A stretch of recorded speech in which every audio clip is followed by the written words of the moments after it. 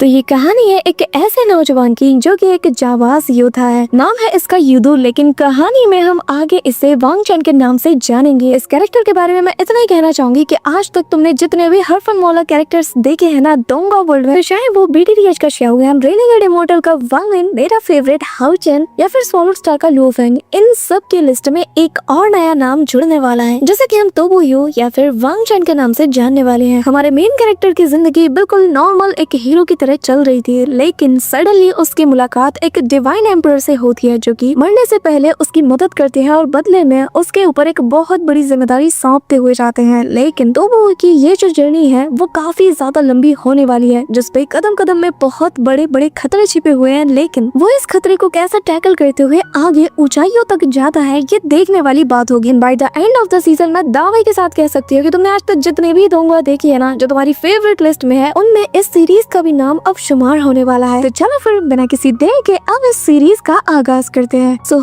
इस सीरीज की स्टार्टिंग में हमें समुद्र का नजारा दिखाया जाता है, जहाँ पे काफी सारी बोट्स जो है ट्रैवल कर रही थी, और इन्हीं में से एक बोट के ऊपर सवार एक बंदा अपने फादर से कहता है कि फादर, उस क्लाउडमैन ड्रैगन ने तो हमारा जीना हराम कर दिया है। मिराज सिटी के आसपास के इलाके में जब भी हम ट्रैवल करते हैं तो उस अकेले ड्रैगन ने हमारे न जाने कितने लोगों को स्लॉटर कर दिया। अब बस बहुत हो गया, पानी सर के ऊपर से जा रहा है, अब हम उसे थोड़ा सा भी टॉलरेट नहीं कर सकते, हमें कुछ ना कुछ करना ही होगा। अब यहाँ पे हमें उस लड़के के फादर को दिखाया जाता है, जो कि मिराज सिटी का लॉर्ड है, जिसका नाम कियाओ यू है। अब यहाँ उसकी बात सुनकर उसका फादर कहता है कि अगर जो तुम कह रहे हो वो सच है, तो फिर वो ड्रैगन इस बार भी यहाँ पे जरूर अपीयर होगा। जिस पे यहाँ उसका बेटा, जिसका नाम कियाओ चीयू है, वो कहने लगता है कि हाँ आप देख लेना, अगर इस बार ये मेरे सामने आता है ना, तो मैं इसे यहाँ से जिंदा जाने नहीं दूंगा, मैं इसका वो हाल करूंगा कि ये जिंदगी भर याद रखेगा। चीयू तो यहाँ पे काफी ज्यादा कॉन्फिडेंट था, और ये मनी मन स्माइल करते हुए कहने लगता है कि आज मैं फादर को साबित कर दूंगा कि मैं कितना ज्यादा स्ट्रॉन्ग हूँ। लेकिन तभी यहाँ पे हम देखते हैं कि एक तेज और काफी खतरनाक सी आवाज इन्हें सुनाई देती है, जिसके चलते सभी लोग अपना काम छोड़ के सीधा इस आवाज को फॉलो करने लगते हैं। हमें यहाँ पर वही ड्रैगन को दिखाया जाता है, जो कि इनके सामने से फ्लाई करते हुए इनके ऊपर मंडराना शुरू कर देता है। अब चीयू का फादर भी इसे देखकर समझ आता है कि उसका बेटा सच कह रहा था। तभी यहाँ पर इस ड्रैगन के ऊपर हम एक बंदे को भी देखते हैं, जो कि कौन है ये तुम्हें कहानी में आगे पता चलेगा, पर फिलहाल के लिए यहाँ पर उसका ये जो ड्रैगन था, ये अपने मुंह से तेज प्रेशर में पानी को निकाल कर उन्हें हवा में ही फ्रीज कर देता था, जिसके चलते यहाँ पर तेज नुकीले और धारदार जो आइस क्रिस्टल्स है वो यहाँ पर शिप के ऊपर गिरने लगते हैं, और यहाँ पे शिप के ऊपर जो लोग थे इन्हें वो इंजर्ड करना शुरू कर देता है। वहीं दूसरी तरफ जो कोई भी उसके अटैक के चपेट में आता वो कम्प्लीटली यहाँ पे फ्रीज हो जाता। अब दूर से ही चीयू का फादर देख के कहने लगता है कि ये तो वाकई में एक पागल ड्रैगन है, जो कि असल में एक ब्लू विंग्ड सी बीस्ट है। अब यहाँ पे ये सुन नहीं था कि चीयू कहने लगता है कि फादर एक बात बताइए, ये तो असल में वाटर ट्राइब का एक स्कैर्ड बीस्ट है ना, तो आखिर ये हमारी जगह पे क्या कर रहा है, इसे तो यहाँ पे मिराज सिटी के पानी में नहीं होना चाहिए। अब यहाँ पे ये कहते हुए वो आगे की ओर बढ़ने लगता है, पर तभी उसका फादर उसे रोकते हुए कहता है कि तुम्हारा दिमाग तो ठीक है, शायद तुम भूल रहे हो कि ये असल में 10 ग्रेट डिवाइन बीस्ट में से एक है, और तुम इसका सामना अकेले नहीं कर सकते, तुम पीछे रहो, तुम्हारा फादर सब कुछ हैंडल करेगा। ये कहते हुए वो निकालता है अपनी स्वॉर्ड को और सीधा इस वाटर ड्रैगन को निपटाने के लिए वो आगे बढ़ जाता है, और अपनी स्वॉर्ड को उसके ऊपर तानते हुए कहने लगता है कि तुम्हें यहाँ पे नहीं होना चाहिए, बेहतर यही होगा कि चुपचाप यहाँ से निकल जाओ। यहाँ पे चीयू का फादर अपने स्वॉर्ड से काफी सारे स्लैश अटैक उस पे करता है, लेकिन ये जो वाटर ड्रैगन था ये काफी जिद्दी था, वो फिर भी इसके पीछे हाथ धोके पड़ जाता है, और अब चीयू का फादर आगे आगे और ये वाटर ड्रैगन उसका पीछा करते हुए उसके ऊपर तेज दनादन हमले करता जाता है, लेकिन उसके हर एक अटैक से डॉज करते हुए वो ऐसे चेस कराते हुए यहाँ पे दूर ले जाने लगता है। लेकिन ये जो ड्रैगन था वो तो एक स्ट्राइक से ही इसे नीचे गिरा देता है, और वो सामने वाली शिप पे जा गिरता है, और इसी मौके का फायदा उठाकर वो बाकी के शिप्स में मौजूद लोगों पे अटैक करना शुरू कर देता है, जो देखकर चीयू का फादर कहता है कि मैं अपने लोगों को ऐसे मरने नहीं दूंगा, तुम्हें क्या लगता है कि मैं तुम्हें नहीं निपटा सकता, मैं तो बस तब से खुद को होल्ड कर रहा था क्योंकि मैं एक डिवाइन बीस्ट को अपने हाथों से मारना नहीं चाहता, लेकिन अब लगता है कि तुम मुझे मजबूर कर रहे हो। ये कहते हुए वो सीधा अपनी थंडर स्वॉर्ड को उस ड्रैगन के बिल्कुल सिर के ऊपर धसाना शुरू कर देता है, जिसके चलते उस ड्रैगन को इतना पेन होता है कि वो काउंटर अटैक भी उसके ऊपर कर देता है, जिसका इम्पैक्ट इतना तगड़ा वाला था कि चीयू का फादर उतनी ऊंचाई से सीधा सामने वाली चट्टान के ऊपर जा गिरता है, जिसके बाद चीयू के फादर की ना सटक जाती है। और अब तुम एनिमेशन देखना, यहाँ वो बिल्कुल खून से लथपथ था और कहने लगता है कि अब बस बहुत हो गया, मेरे सब्र की भी एक सीमा थी और आज तुमने उसे लांग दिया है। अब तभी यहाँ पे उसका एक ब्लड ड्रॉप जमीन पे गिरता है, जिसके जरिए से वो अपनी एक ब्लड आर्ट टेक्निक का यूज करता है, जहाँ वो मैरियार्ड रिवाइंड्स नाम की टेक्निक को परफॉर्म करता है। और यहाँ हम देखते हैं कि एक फॉर्मेशन बनता है जिससे काफी पावरफुल वाइन्स बाहर निकलती है और इन सारी वाइन्स को वो ऑर्डर देता है और उनके जरिए से उस वाटर बीस्ट को जैसे वो ट्रैप करता है उसे जमीन पे ड्रैग करना शुरू कर देता है और कहता है कि अब तेरा खेल खत्म। जिसके बाद हम देखते हैं कि वो एक इशारे से ही उस पूरे के पूरे वाटर ड्रैगन को जमीन पे घसीटते हुए ले आता है और फिर उससे कहने लगता है कि अब तू मरने वाला है। यहाँ वो जो ड्रैगन था वो काफी ज्यादा लाचार लग रहा था। वो यहाँ पे अपनी पूरी चीचाल लगाकर यहाँ से निकलना शुरू कर देता है। अब वो एस्केप करने में इतना ज्यादा फ्रस्ट्रेट हो चुका था कि लिटरली वो यहाँ पर उस वाइन के समेत जो सिटी लॉर्ड था उसे भी यहाँ से उड़ाना शुरू कर देता है। लेकिन सिटी लॉर्ड की भी सटक चुकी थी। वो अपने वाइन्स की जो ग्रिप थी उन्हें और ज्यादा टाइटली होल्ड करते हुए उस बीस्ट को यहाँ पे क्रश करने की कोशिश करता है, लेकिन काउंटर अटैक में वो बीस्ट जो है वो उसे ही इतना तगड़ा वाला इम्पैक्ट देती है अटैक के बाद कि जिसके चलते उसके vines on the spot collapse कर जाते हैं। और क्योंकि ये उसकी ब्लड आर्ट टेक्निक थी तो यहाँ पर जो बाप लेवल का बैकलैश इसे मिलता है कि मिराज सिटी का ओवरलॉर्ड ऑन द स्पॉट खून की उल्टियां करना शुरू कर देता है। ये देख कर चियू उसे कैसे रहा जाता, वो फादर कहते हुए चिल्लाता है, निकालता है वो अपनी फायर स्वॉर्ड को और चिल्ला के सीधा उस बीस्ट की तरफ मारता है। यहाँ पर उसका जो फायर स्वॉर्ड था ना वो किसी बुलेट की स्पीड से ज्यादा है और उस ड्रैगन से लग जाता है, जिसके चलते अब इस ड्रैगन का पूरा फोकस सीधा शिफ्ट हो जाता है उसी शिप के ऊपर जहाँ पर से चियू ने हमला किया था। लेकिन चियू का अटैक इतना ज्यादा पावरफुल था कि इसके जो विजुअल्स थे ये ब्लर होने लगते हैं, तो उसे नजर नहीं आ रहा था कि आखिर हमला किया तो किया किसने। और अब बस ये बिना कुछ देखे उस पूरे के पूरे शिप को ही जमाना शुरू कर देता है, जो देखकर चियू पैनिक कर जाता है। लेकिन तभी उसका फादर इंजर्ड सिचुएशन में आगे आता है और कहता है कि खबरदार, जब तूने मेरे बेटे को हर्ट करने का सोचा मैं तुझे जान से मार दूंगा। कहते हुए एक बाप की फ्रस्ट्रेशन उसकी ताकत बन के हमें उभरती हुई नजर आती है, जहाँ वो अपनी स्वॉर्ड को ले आता है, पानी को चीरते हुए घुमा के अपनी स्वॉर्ड से इतना तगड़ा वाला स्लैश अटैक करता है कि एक सिंगल स्ट्राइक सीधा जाती है और उस वाटर ड्रैगन के सर को धड़ से अलग कर देती है। और जब मैं कहती हूँ ना कि मक्खन एनिमेशन, तो मेरा मतलब एग्जैक्टली ऐसे सीन से होता है जहाँ फ्रेम बाय फ्रेम हर एक चीज बहुत स्मूथली नजर आती है। अब यहाँ पे हम देखते हैं कि वो जो ड्रैगन था जिसका धड़ अलग हो चुका था सर से, वो यहाँ पर सीधा पानी के अंदर जा गिरता है। वहीं दूसरी तरफ जो सिटी लॉर्ड था जो कि बहुत बुरी तरीके से इंजर्ड हो चुका था, यहाँ पर अब वो भी अपने लोगों के पास आ जाता है। अब यहाँ पे सभी लोग उसे सहारा देते हैं और कहने लगते हैं कि मास्टर, ये जो सी ड्रैगन बीस्ट है ना ये असल में वाटर ट्राइब से बिलोंग करता है, जिसका मतलब हमने इस वाटर बीस्ट को मार के ना एक बहुत बड़ी मुसीबत को दावत दी है। वाटर ट्राइब तो इस मैटर को ऐसे जाने नहीं देने वाला, वाटर क्लैन हर हाल में इसका बदला जरूर लेगा, जिसका मतलब ये इनकी सोची समझी साजिश है। अब यहाँ पे मिराज सिटी लॉर्ड कहने लगता है कि मैं जानता हूँ वो लोग जानबूझ के मुझे और मेरे बेटे को यहाँ पर टारगेट करने के लिए आए, ताकि मैं इसे मार के इनके लिए एक एक्सक्यूज को पैदा कर दूं कि जिसके जरिए से ये लोग इस इंसिडेंट का सहारा लेते हुए ये हमारे साथ वॉर करें। तभी यहाँ पे चियू कहने लगता है कि अगर हमारे डिवाइन एम्परर आज हमारे साथ होते ना तो इन लोगों की कभी भी ये हिम्मत नहीं होती कि ये ऐसे ही रेकलेसली एक्ट करें। काश हमारे डिवाइन एम्परर कभी हमसे दूर होते ही ना, तो वाटर ट्राइब को भी हम दिखा देते कि इनकी औकात क्या है। जिस पर उसका फादर कहने लगता है कि ये तो बस एक शुरुआत है उस बड़ी तबाही की जो कि पूरे के पूरे 5 क्लैंस को अपनी चपेट में लेने वाली है।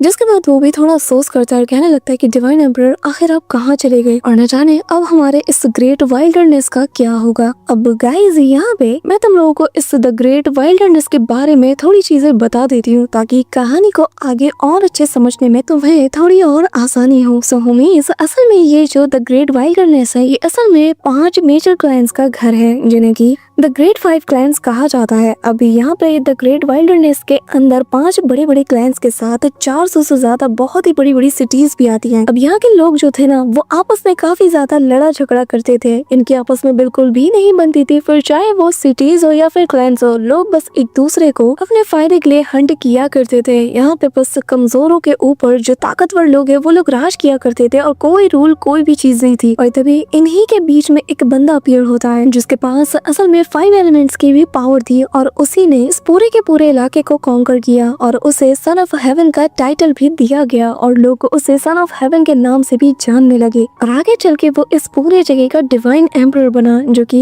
5 ग्रेट क्लैंस को लीड करता था। लोग उसके आगे एक लफ्ज नहीं कह पाते थे और जब तक उसका राज चलता रहा लोग शांति से रहा करते थे। लेकिन जब उसका दौर चल रहा था तो ठीक 50 साल बाद डिवाइन एम्परर शेनलोंग है उसने सिटी को छोड़ दिया और अगले 100 सालों तक उसका कोई भी नामो निशान तक नहीं मिला कि आखिर डिवाइन एम्परर गए तो गए कहाँ। वो इस वक्त जिंदा भी है या नहीं, इसका भी किसी को नहीं पता। इसी के साथ कहानी आगे बढ़ती है और यहाँ चेरी ब्लॉसम ट्री के नीचे हम एक बंदे को देख पाते हैं जो कि प्रोबेबली एक ओल्ड मैन है और वो खांसते हुए कहने लगता है कि ये जगह कितनी ज्यादा खूबसूरत है। पर तभी उसकी हालत बिगड़ने लगती है तो वो यहाँ पर लोटस पोजीशन में बैठकर कल्टीवेट करने लगता है और यहाँ 5 एलिमेंट्स की हल्की फुल्की ऑरा को ऑब्जॉर्व करते हुए खुद को हील करने लगता है और कहता है कि मैं बीते 200 सालों से वापस नहीं गया, या फिर मैं ये कहूँ कि शायद यही मेरी किस्मत है। अब यहाँ पे हमें पता चलता है कि ये और कोई नहीं बल्कि वही द ग्रेट वाइल्डरनेस के डिवाइन एम्परर शेन लॉन्ग है। अब यहाँ पे वो मुस्कुरा रहे थे कि तभी यहाँ पर उन्हें एक बच्चे के चिल्लाने की आवाज आती है और जहाँ एक लड़का भाग रहा था और उसके पीछे काफी सारे बीस्ट पड़े हुए थे और वो कहने लगता है कि आखिर तुम लोग मेरा पीछा कर क्यों रहे हो, मैंने तुम्हारा क्या बिगाड़ा है, मेरी जान छोड़ दो यार, एक छोटी सी तो चीज ही ली है, बच्चे की जान लोगे क्या। अब यहाँ इन बीस्ट के साथ काफी टाइम तक टेंपल रन खेलने के बाद उछलते कूदते डॉज करते हुए ये काफी दूर निकल जाता है, लेकिन ये बीस्ट इतनी आसानी से इसका पीछा कहाँ छोड़ने वाले थे। हाँ जी, इसी के साथ फाइनली हमारे मेन कैरेक्टर की एंट्री हो जाती है जिसका नाम तुवा ये है, जो कि एक फ्री कल्टीवेटर है और जो कि ग्रेट वाइल्डरनेस में यहाँ वहाँ बस एक्सप्लोर करता रहे। और आज इसका पाला कुछ ऐसे बीस्ट से पड़ चुका है जो कि फिलहाल इसे अपने डिनर बनाने की तैयारी में है। अब यहाँ पे दौड़ते दौड़ते वो खाई से भी जंप लगा देता है और अगले ही पल हम वापस से तोबू को देखते हैं जो कि यहाँ पर मोगली की तरह उछलते कूदते फाइनली सेफ जगह पे पहुंच जाता है। लेकिन पीछे ये जो बीस्ट उसका पीछा कर रहे थे वो एक के बाद दे दनादन पानी में जा गिरते हैं। जो देखा यहाँ पे तोबू कहता है कि देखा मैंने तुमसे बोला था कि मेरा पीछा मत करो क्योंकि मुझसे जो टकराएगा पानी में वो डूब जाएगा। पर तभी पानी से एक बीस्ट बाहर आते साथ ही सीधा इसके मुंह पे एक जोर का पंच दे मारता है जिसके चलते तोबू पानी में गिर पड़ता है कि तभी पीछे से वो जो बीस्ट था वो सीधा आते साथ ही उसके पीठ में एक जोर की दुलत्ती मारता है और ऐसे किक मारता है कि तोबू को वो फ्लाइंग जेट बना देता है और तोबू सीधा उसी निंजी माउंटेन के पास जा गिरता है जहाँ डिवाइन एम्परर मौजूद थे। और तभी वो कहने लगता है कि ब्रदर की प्लीज मुझे माफ कर दो यार, मैं तुम्हारे आसपास के इलाके से बिल्कुल नहीं गुजरूंगा। अब तभी यहाँ पे डिवाइन एम्परर की नजर तोबू पे जाती है और उसे इसमें काफी ज्यादा इंटरेस्ट आता है और वो पलक झपकते ही उसकी सारी इंजरीज को हील कर देता है और यहाँ थोड़ी सी एनर्जी उसकी बॉडी में डालता है जिसके चलते वो पहले जैसा तंदुरुस्त हो जाता है। अभी यहाँ डिवाइन एम्परर को देखते साथ ही जो तोबू है वो उसे ओल्ड इमॉर्टल कहते हुए उसे रिस्पेक्ट देता है और कहने लगता है कि आपका बहुत शुक्रिया। जिस पे डिवाइन एम्परर कहता है कि वैसे मेरा नाम ना शेन लॉन्ग है, मैं कोई ओल्ड इमॉर्टल नहीं हूँ। जो सुनकर तो वो भी हंसता है और कहने लगता है कि फिर तो आप कोई बहुत ही पावरफुल और बहुत ही फेमस हीलर हो गए है ना। ये कहते हुए वो किसी छोटे बच्चे की तरह उनके सामने आके बैठ जाता है। अब यहाँ उसकी बातें सुनकर डिवाइन एम्परर को भी हंसी आ जाती है और वो कहने लगता है कि वैसे बच्चे एक बात बताओ तुम्हारा नाम क्या है। जिस पे तो वो कहने लगता है कि वैसे तो मेरा नाम तोबा ये है लेकिन लोग मुझे ज्यादातर तोबू या फिर वांगचन कह के बुलाते हैं और हाँ मुझे हेवन एंड अर्थ में पाला है और ये जो साउथर्न माउंटेन बॉर्डर है ना यही मेरा घर है और मैं यहीं से आया हूँ। अब यहाँ पे डिवाइन एम्परर कहने लगता है कि वैसे इतने कम उम्र में तुम इस पूरी दुनिया को अकेले एक्सप्लोर कर रहे हो, अकेले ही सब कुछ मैनेज कर रहे हो, ये कोई आम बात है। जिस पे तोबू भी बहुत प्राउडली कहता है कि हाँ ना मुझे आगे चलकर एक वेंडरिंग हीरो बनना है, एक ऐसा हीरो जो कि इस पूरे के पूरे वर्ल्ड को अकेले एक्सप्लोर करेगा। ये सुनकर यहाँ पे डिवाइन एम्परर कहते हैं कि अच्छा ऐसी बात है तो फिर एक बात बताओ आखिर एक वेंडरिंग हीरो होता कैसा है। जिस पे तोबू बताने लगता है कि नेचुरली ये लोग ना अपने बनाए रास्ते को फॉलो करते हैं और इनके पास पियरलेस मार्शल आर्ट्स टेक्निक होती है जिनकी ऑरा से ही ना आसपास के लोग थर थर कांपने लगे, जिनका फिजिकल अपीयरेंस बहुत ही कमाल का होता है। ये बड़े बड़े टोले शोले एक बहुत बड़ा सा बीस्ट जिसके ऊपर वो ट्रैवल करे और जिसे कि सभी लोग एडमायर करे, ऐसा होता है एक वेंडरिंग हीरो है ना। अब यहाँ पे इसकी बात सुनकर डिवाइन एम्परर को बहुत हंसी आती है और वो कहने लगता है कि तुम बड़े मजाकिया हो, इसी बात पे चलो अपना हाथ आगे करो। अब जैसे ही वो उसकी नस को चेक करते हैं ना तो यहाँ पर उन्हें कुछ फील होता है और वो मन ही मन कहने लगते हैं कि क्या इसके पास इतनी यूनिक 5 एलिमेंट वाली बॉडी है। द ग्रेट वाइल्डरनेस में कुछ ही ऐसे मुट्ठी भर लोग हैं जो कि बीते हजारों सालों में एक दो बार अपीयर हुए हैं जो कि 5 एलिमेंट बॉडी को पोजेस करते हैं। और जरा किस्मत का खेल तो देखो, आज मैं किस्मत से उसी लड़के से मिला हूँ जो कि मेरी तरह ही सेम 5 एलिमेंट की बॉडी को पोजेस करता है। अब तभी यहाँ पर डिवाइन एम्परर एक गहरी सांस लेते हैं। यहाँ पे तोबू को तो अभी भी समझ नहीं आ रहा था आखिर इन्होंने ऐसा क्या देख लिया कि जिसके चलते ये इतने कॉम्प्लिकेटेड से एक्सप्रेशंस बना रहे हैं। अब तभी यहाँ पे डिवाइन एम्परर कहते हैं कि बच्चे मैं तुमसे कुछ कहने वाला हूँ, उम्मीद करता हूँ कि तुम शायद इसके लिए मान जाओ। जिस पे वो कहने लगता है कि सीनियर आपके मन में जो भी है आप मुझे बता सकते हो। अब तभी डिवाइन एम्परर बताते हैं कि असल में मेरी एक बहुत ही खास तलवार जो कि एक बहुत ही रेयर ट्रेजर है वो असल में इस माउंटेन क्लिफ से उस झील में जा गिरी है और काफी गहराइयों में है। तो बताओ क्या तुम उसे मेरे लिए ला सकते हो। जो सुनकर तो वो कहने लगता है कि क्या पानी की गहराइयों में। अब यहाँ पे उसे याद आ जाता है कि अभी हाल ही में उसके साथ क्या हुआ और कहता है कि आपकी रिक्वेस्ट कुछ ज्यादा ही खतरनाक है, मुझे अभी भी दर्द हो रहा है। जिस पे डिवाइन एम्बर अपने पास से एक पिल को निकालने लगते हैं और कहते हैं कि ये जो पिल तुम देख रहे हो इसे मैंने हाल ही में रिफाइन किया है। अगर तुम्हें जरा भी खतरा महसूस होता है ना तो तुम इसे ले सकते हो, ये तुम्हारी जान बचाने में मदद जरूर करेगा। अब जिसके चलते तो वो मान जाता है और वो सीधा पानी में छलांग लगा देता है। अब यहाँ पे जैसे वो पानी के अंदर जाता है तो जो फ्लाइंग ऑक्स थे ना वो यहाँ इसके पीछे पड़ जाते हैं, जो देखकर तो वो अपनी स्पीड को इंक्रीज करते हुए आगे की ओर बढ़ने लगता है। और जब वो चलते चलते एक पिलर के पास पहुंच जाता है जिसके ऊपर कुछ एंशिएंट टेक्स्ट लिखे हुए थे, लेकिन वो जो फ्लाइंग ऑक्स था ना वो लगातार उसका पीछा करता रहता है कि तभी यहाँ पे हम एक व्हाइट ड्रैगन डियर को देखते हैं जो कि पानी के अंदर ही मौजूद था और वो तोबू को देखे जा रहा था जिसके पीछे की वो फ्लाइंग ऑक्स पड़ा हुआ था। अब तभी यहाँ पर तोबू के सामने यहाँ पे ये व्हाइट ड्रैगन डियर आ जाता है जिसके पैरों में चेन्स भी बंधी हुई थी और तभी तोबू नोटिस करता है कि वो जो स्वॉर्ड है वो तो समय यहीं पे मौजूद है। अब जिसके चलते तोबू इस डियर का शुक्रिया अदा करता है और तभी वो सीधा स्वॉर्ड को लेने के लिए बढ़ता है, लेकिन इस दौरान बाकी के बीस्ट आकर उस डियर के ऊपर हमला कर देते हैं और वो अकेले इनसे डील करता है। और तभी वो लोग इसे घेर लेते हैं और वो चिल्लाते हुए तोबू को आवाज देता है, जिसके चलते तोबू पकड़ता है स्वॉर्ड को और कहने लगता है कि मुझे हर हाल में इसकी मदद करनी होगी। लेकिन ये स्वॉर्ड बहुत ही ज्यादा टफ थी, तोबू से तो ये हिलाई तक नहीं जा रही थी, जिसके चलते यहाँ पे उसे और ज्यादा पैनिक होने लगता है कि आखिर वो करे तो करे क्या। तभी यहाँ पे उसे पिल का ख्याल आता है जिसे निकालते साथ ही वो उसे स्वॉलो करता है और तभी हम देखते हैं कि इसकी बॉडी के अंदर इंटेंस अमाउंट में एनर्जी आने लगती है। अचानक से आसपास के सराउंडिंग में जितनी भी 5 एलिमेंट्स की पावर थी ना जो कि नेचर के अंदर छिपी हुई थी वो सभी एक साथ तोबू के बॉडी के अंदर जाने लगती है और तो वो पूरी ताकत के साथ उस तलवार को खींचना शुरू कर देता है और जैसे 5 एलिमेंट की ताकत उस तलवार के अंदर जाती है अगले ही पल यहाँ पे वो स्वॉर्ड बाहर निकल जाती है और यहाँ एक फॉर्मेशन एक्टिवेट हो जाता है जो कि आसपास की एक चौकोर जगह को कवर कर लेता है जिसके हर एक कोने में एक फॉर्मेशन सेट था। लेकिन इसी के साथ हम देखते हैं कि बाकी के इलाके में भी फॉर्मेशन एक्टिवेट हो चुका था और ऊपर से देखने पे ऐसा लग रहा था कि जैसे मानो यहाँ पर कोई बहुत ही पावरफुल चीज है जिसे कि बचाने के लिए यहाँ पर इतने सारे रिस्ट्रिक्शन फॉर्मेशन का यूज किया गया है। अब तो वो यहाँ पे जैसे ही तलवार को बाहर निकालता है तभी यहाँ पर इन्फॉर्मेशन से एक तेज ब्राइट लाइट इमिट होती है जो कि सीधा आसमानों से जा टकराती है और अगले ही पल यहाँ पे 5 कलर्ड क्लाउड्स दिखाई देते हैं जिसे देखकर डिवाइन एम्पर समझ जाते हैं कि ये वही फेटेड चाइल्ड है जिसकी तलाश वो इतने परसों से करते आ रहे हैं। और यहाँ पे उसकी इतनी कमाल के पोटेंशियल को देखकर तो इवन की डिवाइन एम्पर भी बहुत ही ज्यादा हैरान थे,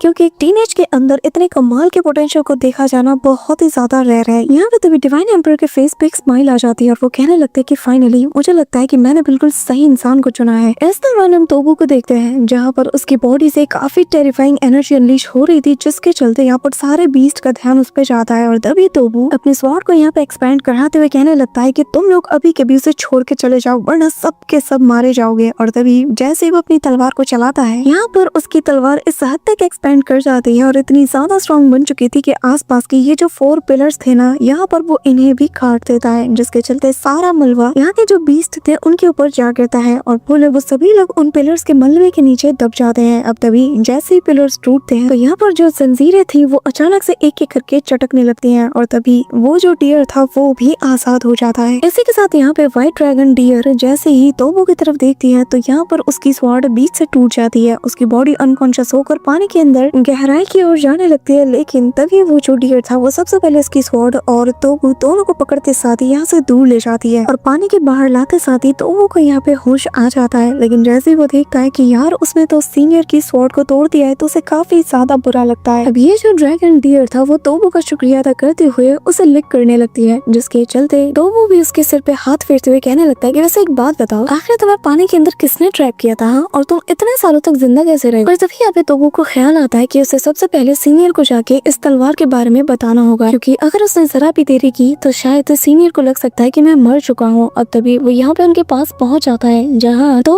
उसकी ब्रोकन स्वॉर्ड को सीधा उसके सामने ले जाके रख देता है और माफी भी मांगने लगता है। अब जैसे ही डिवाइन एम्पर अपनी स्वॉर्ड को देखते हैं तो उनके फोरहेड पर एक थंडरस एनर्जी गैदर होने लगती है, जिसके इम्पैक्ट से वो खून की उल्टियां करने लगते हैं और ये देखकर तोबू से रहा नहीं जाता और वो कहने लगता है कि सीनियर आखिर आपको क्या हुआ? कहीं ये मेरी वजह से तो नहीं कि मैंने आपकी तलवार तोड़ दी और आपको सदमा लग गया? हाँ। जिस पे डिवाइन एम्पर हंसता है और कहने लगता है कि नहीं ऐसी कोई बात नहीं, असल में बीते सालों में मैंने काफी सारे हर्ब्स को ट्राई किया है और उसके अंदर जो टॉक्सिक थी ना वो बुढ़ापे में इतने सालों बाद अपना असर दिखा रही है, जिसके चलते मेरी तबीयत कुछ ठीक नहीं और बहुत ही जल्द मेरी पूरी बॉडी पत्थर की बन जाएगी। जो सुन के तोबू को बुरा लगता है और तभी यहाँ पर डिवाइन एम्पर बताने लगता है कि चिंता मत करो, मैं वैसे भी 200 साल से ज्यादा तक जीता हुआ आ रहा हूँ और मुझे तो सालों पहले ही मर जाना चाहिए था, बस अपने आखिरी काम को अंजाम देने के बाद। बाद और तभी वो अपनी स्वॉर्ड के ऊपर अपने फिंगर्स को फेरते हुए कहने लगते हैं कि ये हेवन का ही विल है और हेवन अगर ऐसा चाहता है तो मैं कौन होता हूँ उसे रोकने वाला। जिसके बाद वो तोबू को एक टोकन देते हुए कहने लगते हैं कि बच्चे मैं तुमसे एक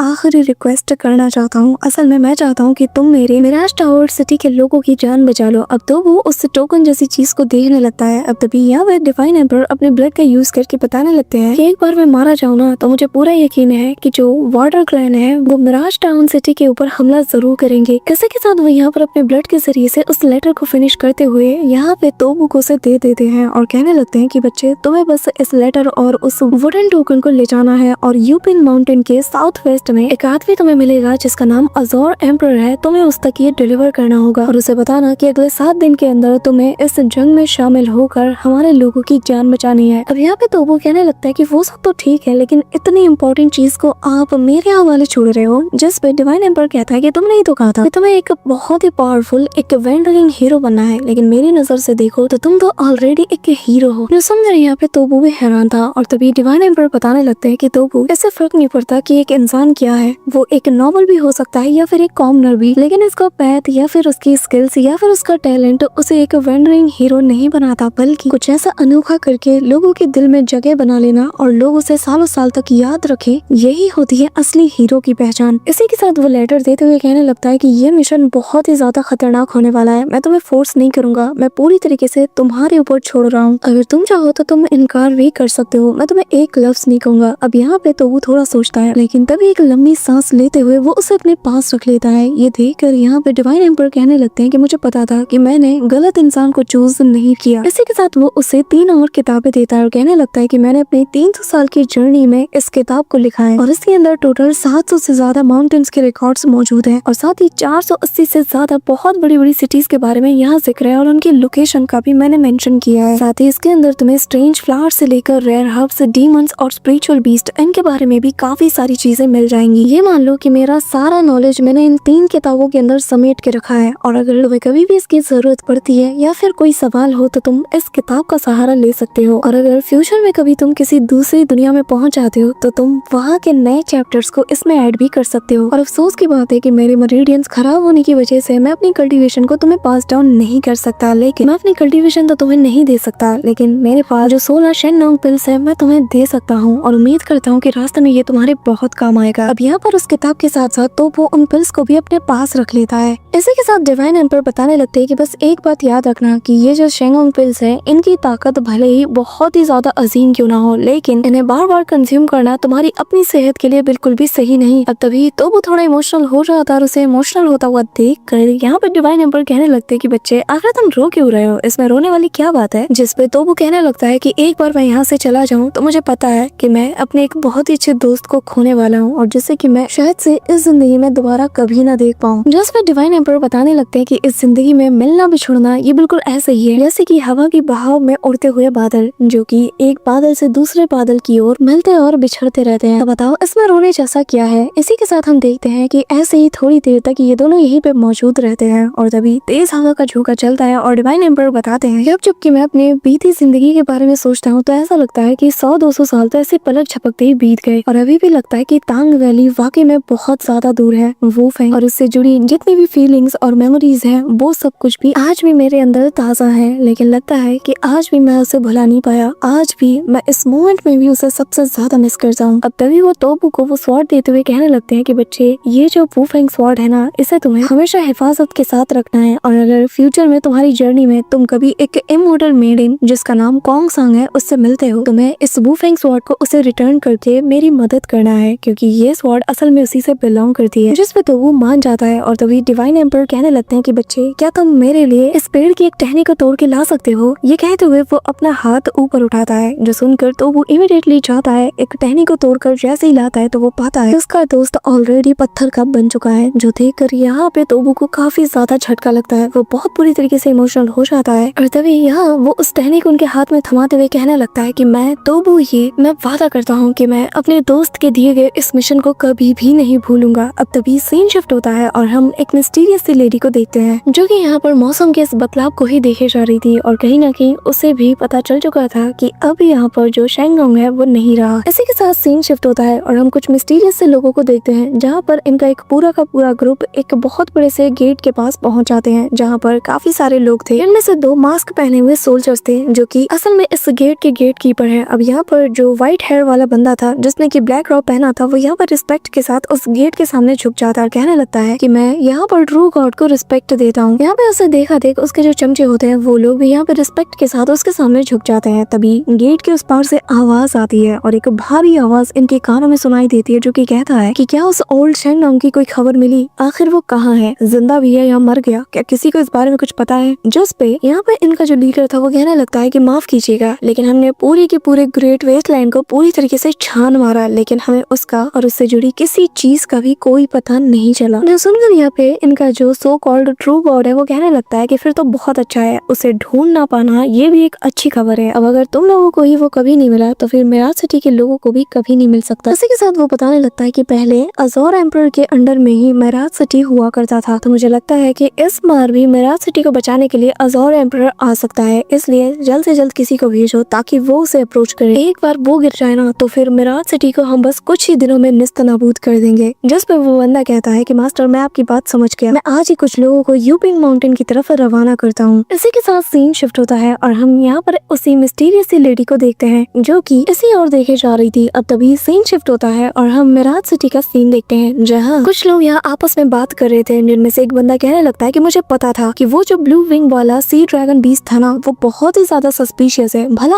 आज तक कोई चीज यहाँ पर नहीं आई और सडनली एक सी ड्रैगन बीस्ट आकर हम पे हमला कर देता है, ये काफी ज्यादा सस्पिशियस वाली बात है। तभी यहाँ पे एक बंदा आगे आता है और कहने लगता है कि दुआन कुआन तुम भी जानते हो और मैं भी जानता हूँ इस मैटर के पीछे किसका हाथ है। हो ना हो ये असल में वही ओल्ड मॉन्स्टर जू और उसका सबॉर्डिनेट त्यान वो का ही काम होगा और मैं जानता हूँ कि वो लोग पीठ पीछे ही हमारे खिलाफ कोई ऐसी प्लानिंग कर रहे हैं कि जिसके चलते वो लोग मिराज टावर सिटी को बस कैसे न कैसे करके डिस्ट्रॉय कर सके। अब तभी दुआन को कहने लगता है कि ऐसा कैसे कर सकते ये लोग, हाँ इन्हें क्या लगता है कि डिवाइन एम्परर यहाँ पे नहीं है तो इनके मन में जो आएगा ये वो करेंगे। जिसपे ये जो दूसरा बंदा जिसका नाम सॉन्ग यीजी है जो कि असल में मिराज टावर सिटी का डेप्यूटी लॉर्ड है, वो बताने लगता है कि जो वाटर क्लैन है वो बीते कुछ दशकों में बहुत ही ज्यादा रूथलेस हो चुकी है, वो अपनी मनमानी करने पे उतर आई है और उन लोगों ने तो gold would water earth fire in सारे ट्राइब्स को भी नहीं छोड़ा। ऐसा लग रहा है कि ये लोग वॉर से कुछ ज्यादा ही ऑब्सेस्ड हो चुके हैं और जो वुड क्लैन के जो ग्रेट एम्परर हैं वो फिलहाल के लिए क्लोज डोर कल्टीवेशन में है और वही हमारी आखिरी उम्मीद थे। और रही बात हमारे अपने डिवाइन एम्परर की तो उनका तो हमें कुछ पता भी नहीं। अब तभी यहाँ पर दरवाजा खोलते हुए कुछ लोग आ जाते हैं और तभी उनमें से एक बंदा कहने लगता है कि ये सब बातें साइड में रखो, अगर तुम लोगों को जवाब देना ही है तो पहले मुझे जवाब दो कि आखिर तुम लोगों की हिम्मत कैसी कि हमारे चाओ यांग वैली की स्कैर्ड गार्डियन बीस्ट को तुम लोगों ने मार दिया, हमें इसका हिसाब चाहिए और मिराज टावर सिटी को तो इसका जवाब देना ही होगा। तभी हम देखते हैं कि यहाँ पे ये लोग आगे आते हैं और कहने लगते हैं कि तुम्हें क्या लगता है कि वाटर ट्राइब इस बात का ऐसे ही जाने देगा, उनके पास कोई भी नहीं कि जो इस मुद्दे को उठाया। यहाँ पे दुआन यूकई कहने लगता है कि तुम लोगों की गलती है कि तुम्हारे उस वाटर ड्रैगन ने सबसे पहले हम पे हमला किया, तो तुम लोगों को सबसे पहले अपनी गलती माननी चाहिए और ये कोई आज की बात नहीं है, 1 महीने पहले से ही हम इस चीज को बर्दाश्त करते हुए आ रहे हैं। जब तुम्हारे उस ड्रैगन ने एक एक करके हमारे लोगों को हंट करना शुरू किया, हमने फिर भी इस बात को जाने दिया, लेकिन जब पानी सर के ऊपर से गया तो हमने भी उसे मार के साबित कर दिया कि मिराज टावर सिटी कभी भी ऐसे वायलेंस को टॉलरेट नहीं करेगी। और तभी हमें बताया जाता है कि असल में चाओ यांग वैली का ये यंग सिटी लॉर्ड है और जिसका नाम शीशी यांग है। यहाँ पे चियू बताने लगता है कि तुम्हारे इस ड्रैगन ने जानबूझकर हमारे लोगों और हमारे जितने भी आसपास के इलाके हैं उस पर हमला किया, तो ये जाहिर था कि हमें उसे स्लॉटर करना पड़ा। आखिर तुम्हारे पास ऐसा कौन सा रीजन है कि जिसके चलते तुम यहाँ पर हमसे सवाल जवाब करने के लिए आ गए। कि तभी यहाँ पे लॉर्ड की बताने लगता है कि चियू उस ड्रैगन को क्याओ यू के द्वारा अकेले निपटाया गया है, उसे क्याओ यू ने अकेले अपने दम पे मारा है, इसका हमारे मिराज टावर सिटी से कोई लेना देना नहीं। यहाँ पे जो शीशी लेंगे वो इनकी तरफ एक लेटर को थ्रो करते हुए कहने लगता है कि मेरे पास वक्त नहीं कि मैं तुम लोगों के साथ बहस करूं, मुझे बस इस मैसेज को डिलीवर करना था और जो कि एक वॉर डिक्लेरेशन है और तुमसे अगली मुलाकात मेरी बैटल फील्ड में होगी। ये कहते हुए वो यहाँ से जाने लगता है। कि तभी यहाँ पे दुआन यूकाई कहने लगता है कि एक बात कान खोल के सुन लो, तुम्हारा फादर ओल्ड मास्टर जू के साथ चाहे जितना मर्जी प्लानिंग क्यों ना कर ले, लेकिन वो कभी भी अपनी प्लानिंग में कामयाब नहीं हो सकता। तुम्हारा फादर और उस ओल्ड मॉन्स्टर जू का हम वो हशर करेंगे कि तुम्हें याद रहेगा। जिस पर शीशी लंग कहने लगता है कि मैंने सुना था कि यहाँ पर क्याओ यू का एक पालतू है और मुझे पता नहीं था कि वो तुम हो। तभी यहाँ पे वो कहने लगता है कि अच्छा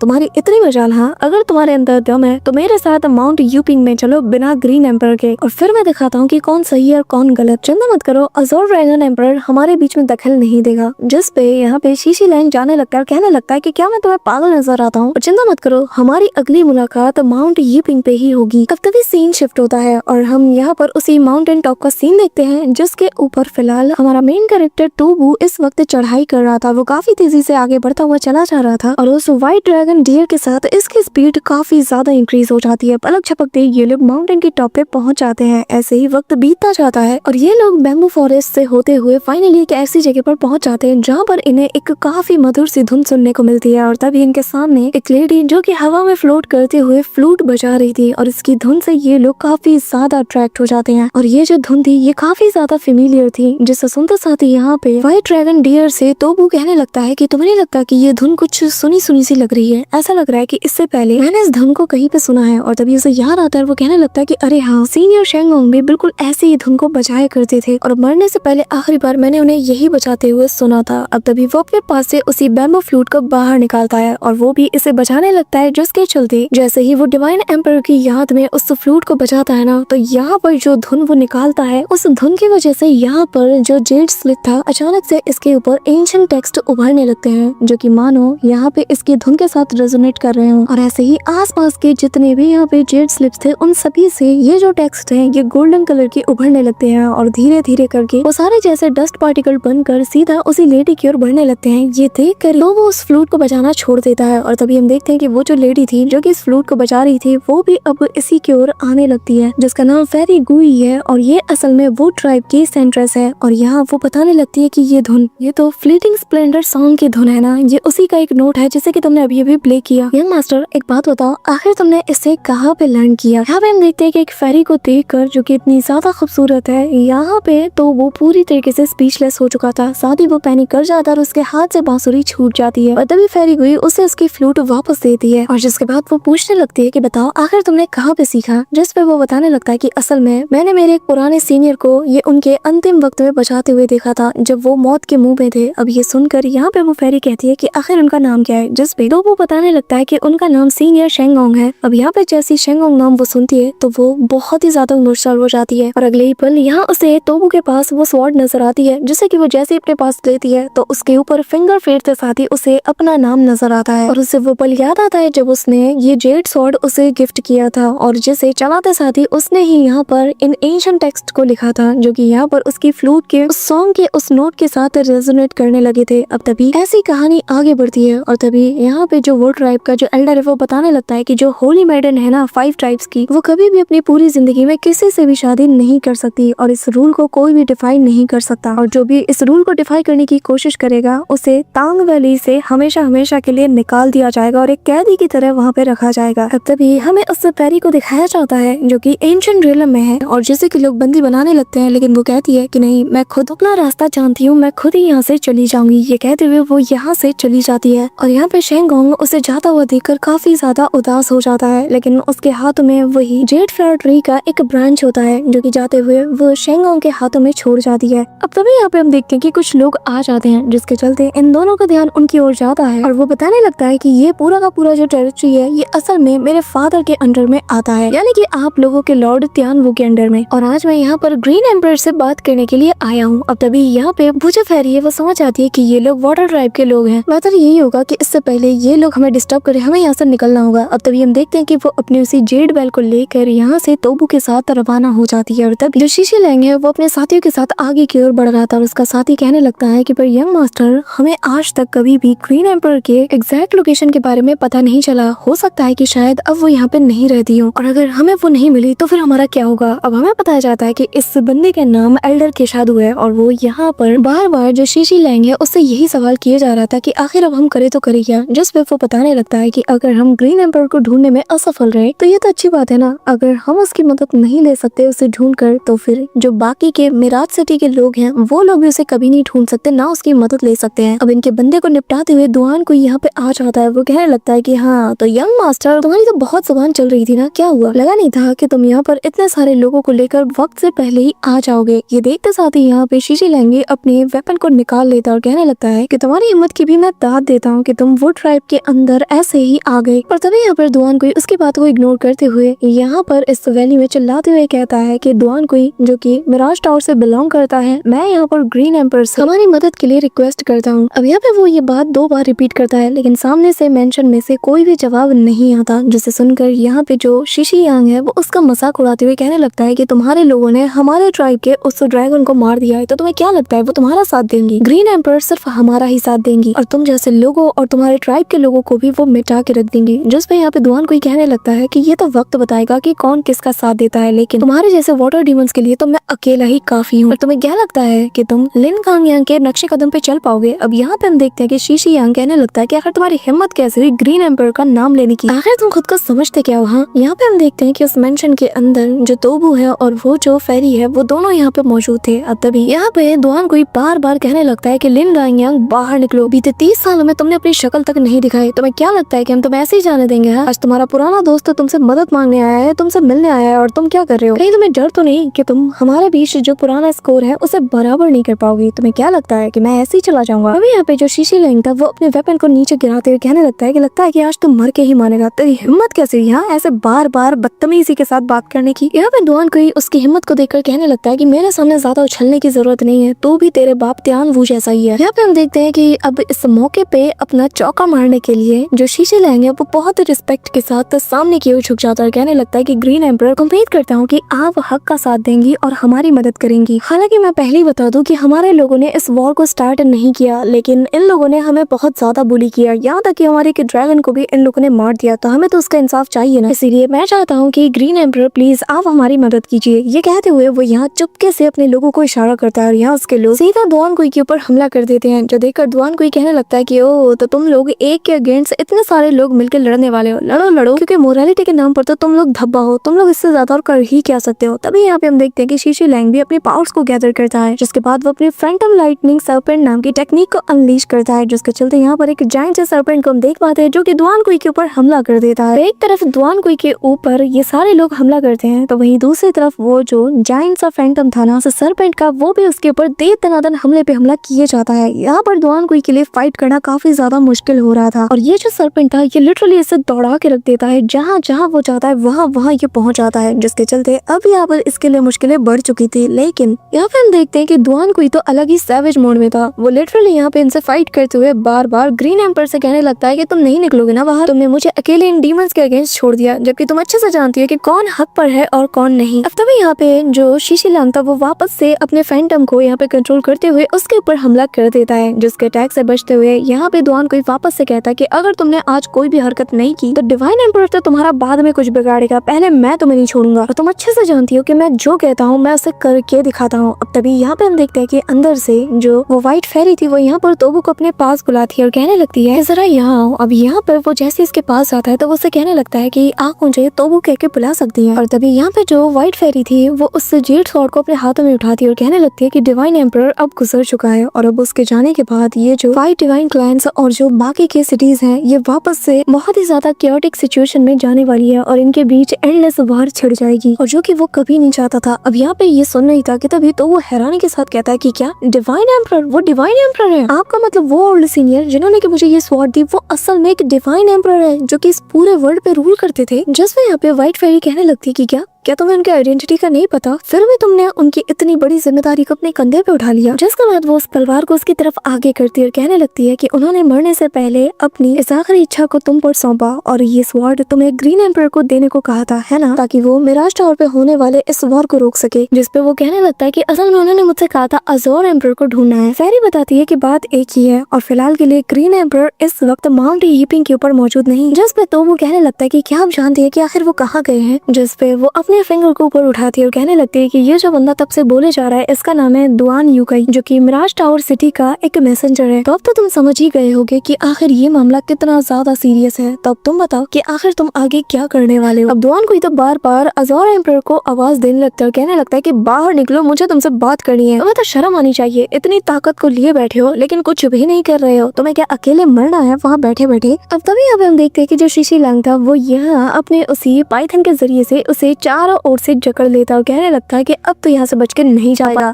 और यहाँ हम देखते हैं कि धीरे धीरे करके उस पाइथन की जो ग्रिप है वो और ज्यादा टाइट होने लगती है और उसकी सांसें और ज्यादा टाइट हो जाती हैं। अब यहाँ पे हम देखते हैं कि जैसे जैसे उसका दम घुटता है वो अपनी ट्रू पावर को अनलीश करते हुए कहने लगता है कि मेरे हाथों में मेरे लोगों की जानें हैं जिन्हें कि मुझे हर हाल में बचाना है। अगर मैं आज यहाँ पर ऐसे ही मर जाता हूँ तो फिर उनकी जानों का क्या, उन्हें कौन बचाएगा, उन्हें कौन इंसाफ दिलाएगा। अगर मैं आज ऐसे ही अपनी जान को सैक्रिफाइस कर देता हूँ तो फिर मैं मरने के बाद अपने लोगों को क्या शक्ल दिखाऊंगा। यहाँ पे ये कहते हुए वो अपनी म्यूचुअल डिस्ट्रक्शन आर्ट को अनलीश करता है जिसका इम्पैक्ट इतना तगड़ा वाला था कि लिटरली वो जो यहाँ पे फैंटम बना था ना उस पाइथन का वो भी ऑलमोस्ट कोलैप्स हो जाता है, जो देखते साथ ही या आसपास के लोग भी शॉक्ड हो जाते हैं। और तभी हम देखते हैं कि वो जो टेंटिकल्स थे वो ग्रीन कलर की वाइन्स वो सीधा यहाँ पर शीशी लांग को घेर लेती है, लेकिन शीशी लांग जैसे तैसे करके उससे बच जाता है। अब सभी लोग कहते हैं कि हमें हमारे यंग मास्टर को बचाना ही होगा, लेकिन तभी हम देखते हैं कि दुआन कोई कहने लगता है कि चाहे जो हो जाए आज ये नहीं बचने वाला। और तभी वो अपनी द 10,000 रिंग वाइन्स नाम के टेक्निक को अनलीश करता है, जहाँ वो जो सारे के सारे टेंटिकल्स थे ना वो यहाँ पर लिटरली यंग मास्टर के पेट को ऐसे भेदने वाले थे, पर पलक झपकते वो यहाँ से डॉज करते हुए एक बहुत बड़े से पिलर के ऊपर जाके खड़ा हो जाता है। इस दौरान इस डिस्ट्रक्शन टेक्निक को यूज करने के चलते दुआन कोई को बैकलैश भी होता है, जिसके चलते वो खून की उल्टियां करने लगता है। अब तभी यहाँ पे हम देखते हैं कि जो पीछे के लोग थे वो सब के सब दुआन कोई के ऊपर हमला करने के लिए आगे जाते हैं। अब तभी ये देखते साथ ही तो वो इमीडिएटली फेरी सिस्टर से कहने लगता है कि प्लीज प्लीज उसकी मदद कीजिए, जिस पे वो कहने लगती है कि वो ग्रीन एम्पर के साथ काफी रूडली बात कर रहा था। दुआन यूकाई वाकई में बहुत ही ज्यादा एरोगेंट है, उसे थोड़ी सजा मिलने दो जिसके बाद मैं सोचूंगी कि आखिर इसका करना क्या है। अब तभी यहाँ पे हम देखते हैं कि जो शीशी लांग था वो अपने वापस से उसी पाइथन के फैंटम का यूज करता है, उसके ऊपर हमला कर देता है। इस दौरान चारों ओर से लोग भी दुआन कोई को धर लेते हैं और एक साथ उसके ऊपर हमला कर देते हैं, लेकिन जैसे ही वो तलवार उसकी गर्दन तक पहुंचने वाला था अचानक से पीछे से एक आवाज आती है, वो सभी से कहता है स्टॉप। अब तभी हम तोबू को देखते हैं जो कि फेरी सिस्टर से कहने लगता है कि मैं नहीं जानता कि आखिर ये बंदा कितना ज्यादा इंपॉर्टेंट है, इन वो ओल्ड सीनियर या फिर मैं ये कहूँ डिवाइन एम्पर, उसने मुझसे एक वादा लिया था कि मुझे हर हाल में उनके मिराज टावर को प्रोटेक्ट करना है, यहाँ तक कि उनके लोगों को भी, तो मुझे तो इंटरफेयर करना ही होगा। ये कहते हुए वो यहाँ से निकल जाता है। अब क्योंकि यहाँ पर जो ग्रीन एम्पर का रेजिडेंट है उसके अंदर से आवाज आई थी, तो यहाँ मौजूद हर कोई सीधा उसी मेंशन की ओर देखने लगता है कि आखिर किसने ये आवाज दी। और यहाँ पे हम देखते हैं कि जो शीशी लांग था और जो उसका सबॉर्डिनेट थे वो सभी लोगों को यही लगता है कि शायद ये ग्रीन एम्पर ही होंगे। तो यहाँ पर वो रिस्पेक्ट के साथ बात करना शुरू कर देते हैं और कहने लगते हैं कि फाइनली ग्रीन एम्पर, मुझे लगता है आपने अपना मन बना लिया है और अब आप हमारा यानी कि सही का साथ दोगे, तो बताइए आखिर आपका ऑर्डर क्या है। अब यहाँ से शुरू होती है हमारे तोबू की कहानी, जहाँ पे वो ग्रीन एम्पर बन के एक्ट करने लगता है और कहता है कि ठीक है सबसे पहले उस आदमी को अंदर भेज दो, इसके बाद इसका क्या करना है ये मैं डिसाइड करूंगा। सो होमीज हमारा आज का ये पार्ट तो यहीं पे एंड होता है, लेकिन इसके नेक्स्ट एपिसोड में काफी ज्यादा मजा आने वाला है। बट इससे पहले इस वीडियो पे तुम्हें फटाफट से 3K लाइक्स और 300 कमेंट्स पूरे करने होंगे, जिसके बाद तुम्हें नेक्स्ट वीडियो फटाफट से देखने को मिल जाएगी। So that's all for today guys, I hope कि तुम सबको आज की वीडियो काफी ज्यादा पसंद आई होगी। अगर हाँ तो वीडियो को लाइक करना, चैनल पर नए हो तो सब्सक्राइब करना। तो मिलते हैं नेक्स्ट वीडियो में, तब तक के लिए बाय।